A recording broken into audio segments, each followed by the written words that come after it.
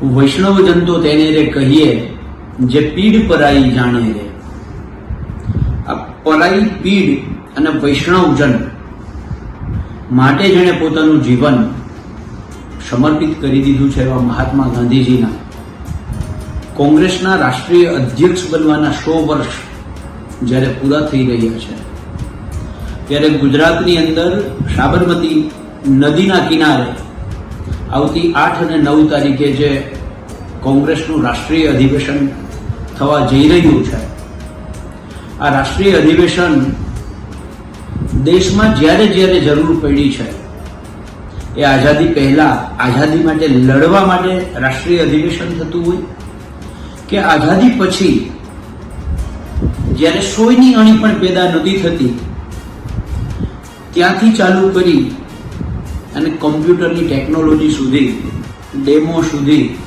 મિસાઇલો સુધી, દેશની આર્મીને મજબૂત કરવા સુધી ના દરેક વિચારમાં આ રાષ્ટ્રીય અધિવેશનોએ એક દૂરદર્શિતા સાથે ભવિષ્યનું ભારત કેવું હોય એના વિચાર સાથે રાષ્ટ્રીય અધિવેશનની અંદર મનોમંથન, ચર્ચા અને ત્યાર પછી એનો અમલ એક કરતું આવ્યું છે. અત્યારે વર્તમાન પરિસ્થિતિમાં જ્યારે ગુજરાત ગાંધી અને સરદારના ગુજરાત અને ભારતની જે રીતે પરિસ્થિતિ થઈ રહી છે, જ્ઞાતિ વચ્ચે, જાતિ વચ્ચે,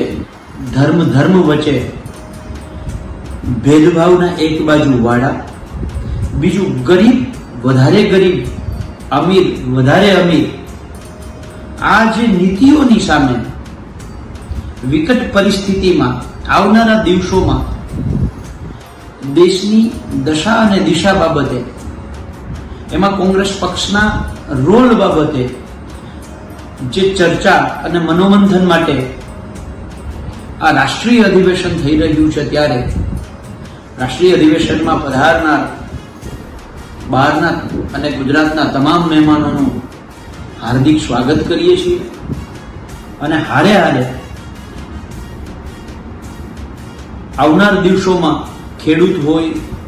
મધ્યમ વર્ગ હોય, ગરીબ હોય, સમતોલ વિકાસની બાબતમાં કેવી રીતે આગળ વધીએ